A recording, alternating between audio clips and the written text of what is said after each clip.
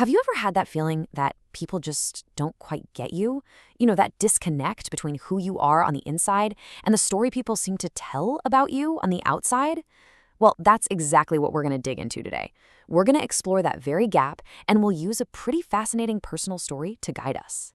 So let's just jump right in with a big question. Seriously, take a second and think about it. Who do people think you are? What's that first impression you give off before you even say a word? It's a tough one, for sure, but it's so important. Because so often it feels like we're living in these two separate columns, right?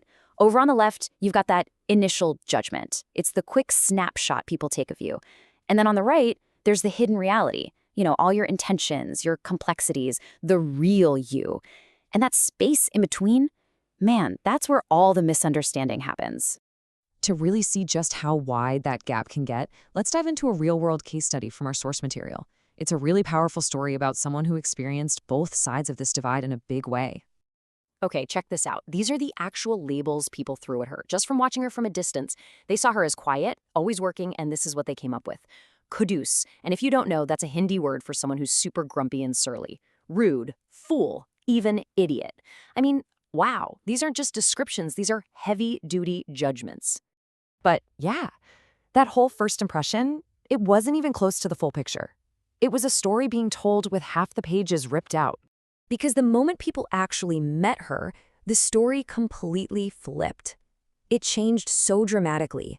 They found someone who was the total opposite of those harsh labels, someone they called selfless, an unconditional giver. I mean, the contrast between idiot and selfless is just staggering, isn't it? And this slide just lays it all out perfectly. From a distance, people saw silent and always working, and their brains translated that into rude and kudus. But her true nature, what you found when you actually got to know her, was that she was a safe person to talk to, a source of peace.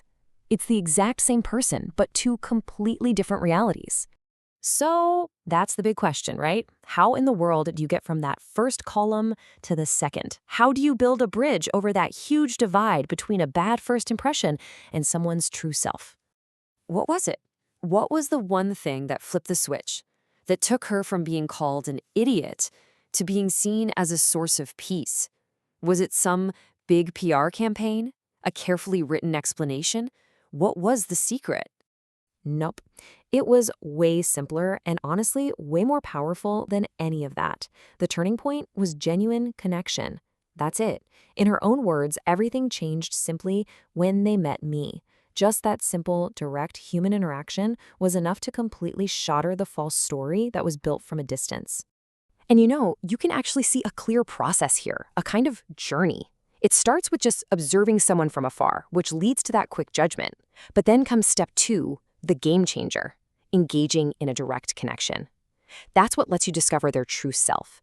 And that discovery forces you to go back and completely revise that initial story you told yourself. It's a simple but pretty profound sequence of events. Okay, so that's her story. We've seen how it all played out. But now let's bring this back to us, to you. Because understanding this whole perception gap thing isn't just about analyzing a cool story, it's a tool we can actually use in our own lives. So here's the challenge that our source material puts out there. Try to figure out what people think of you. And look, this isn't about vanity or needing approval. It's about awareness. Why do they see you the way they do? What signals are you putting out there, maybe without even realizing it? So how do you even start? Well, the advice is actually beautiful in its simplicity. Give time. Give time to yourself to really get to know who you are. And give time to your relationships with others to build those real connections that let your true self shine through. The promise here isn't that you'll be famous or popular, but something way deeper, that you'll get to explore a lot. And why is this so important? Well, because closing that perception gap isn't just about being liked more. No way. It's about fostering genuine, deeper relationships. It's about building the self-awareness to understand the impact you actually have on the world. And at the end of the day, it's about growing as a person. So we'll leave you right where we started, with that one big, powerful question. What do you reflect to others? What story are you projecting out into the world? And is it the story you really want to be telling? It's definitely a question worth thinking about.